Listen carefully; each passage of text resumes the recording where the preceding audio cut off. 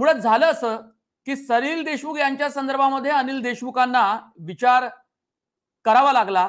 तो करत असतानाच काँग्रेसकडून म्हणजे महाविकास आघाडीमध्ये काँग्रेसला ही जागा सुटली असल्याचा दावा याज्ञवल्क जिचकार यांनी केलेला आहे। डॉक्टर श्रीकांत जिचकार यांनी या मतदार संघातनं निवडणूक लढवली होती आणि त्यानंतर अनिल देशमुख यांची राजकीय वाटचाल या मतदार संघातून सुरू झाली। श्रीकांत जिचकार हे महाराष्ट्राला माहिती आहे, झिरो बजेटमुळे अर्थमंत्री होते, वेगवेगळ्या खात्याचं काम त्यांनी पाहिलं होतं आणि अत्यंत उच्च शिक्षित राजकीय नेते म्हणून महाराष्ट्रालाच नव्हे तर देशाला त्यांचा परिचय होता। लोकसभेत सुद्धा गेले, राज्यसभेची उमेदवारी मिळाली, लोकसभेत हरले सुद्धा आणि 2004 साली त्यांचा अपघाती मृत्यू झाला। या जिचकार कुटुंबाचा संबंध काटोल नरखेडमध्ये केवळ जिचकार तिथून निवडून आले म्हणून नव्हे तर या कुटुंबाचाच मुळात या कुटुंबाची सुरुवात राजकीय या मतदारसंघातून झाली आणि या मतदारसंघाचा जिचकार कुटुंबियांशी खूपच जवळचा संबंध राहिला। 2004 साली डॉक्टर श्रीकांत जिचकार यांचा अपघाती मृत्यू झाल्यानंतर ताबडतोब त्यांच्या कुटुंबियातून कुणी या मतदार संघावर दावा ठोकणारं नव्हतं।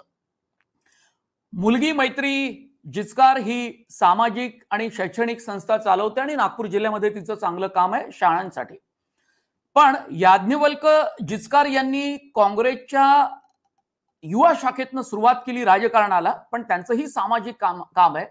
डॉक्टर श्रीकांत जिचकार फाउंडेशनच्या मार्फत त्यांचं काम चालत राहतं, पण केवळ सामाजिक संस्थेतनं आपल्याला काम पूर्ण तडीच नेता येत नाही, त्यासाठी राजकीय ताकद हवी असते याची जाणीव याज्ञवल्क यांना झाली आणि त्यांनी या मतदार संघामध्ये गेल्या 3 वर्षांपासून कामाला सुरुवात झाली।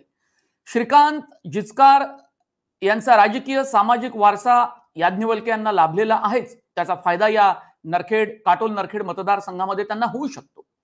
पण त्याहीपेक्षा त्यांनी स्वतंत्रपणे 3 वर्षांपासून कामाला सुरुवात केली आणि त्याच वेळी हे लक्षात आलं होतं की याज्ञवल्क या मतदार संघातून पुढे आपला दावा ठोकतील आणि झालंही तसंच। काटोल नरखेडची ओळख गेल्या अनेक वर्षांपासून म्हणजे साधारणतः 1995 पासून ही अनिल देशमुखांमुळे आहे। अपक्ष म्हणून त्यांनी युती सरकारमध्ये, त्यावेळी जी युती सरकार होती म्हणजे मनोहर जोशी यांच्या सरकारमध्ये ते राज्यमंत्री होते आणि तेव्हापासून सातत्यानं ते इथून जिंकून येत आहेत। 2014चा एक अपवाद आशिष देशमुख हे त्यांचे पुतणे म्हणजे रणजित बाबू देशमुख यांचे पुत्र आणि रणजित देशमुख हे अनिल देशमुख यांचे मोठे बंधू, त्यांनी निवडणूक काकांच्या विरोधात लढली आणि त्यावेळी त्यांना हार पत्करावी लागली होती। पण तो अपवाद सोडून सातत्यानं ते या मतदारसंघातून निवडून येत आहेत आणि 14 वर्ष साधारण ते कॅबिनेट मंत्री राहून चुकलेले आहेत। 25 वर्षापासून आमदार असलेले अनिल देशमुख यांना आता टक्कर मात्र याज्ञवल्क यांची मिळते आहे। हा मतदारसंघ म्हणजे महाविकास आघाडीमध्ये साधारणतः विद्यमान आमदारांचं तिकीट कापलं जाणार नाही अशी शक्यता जास्त आहे, पण महाविकास आघाडीमधनं काँग्रेसमधनं ही जागा आपल्याला सुटली आणि आपण या मतदारसंघातून विधानसभेची निवडणूक लढणार आहे असं स्पष्टपणे याज्ञवल्क यांनी सांगून टाकलं।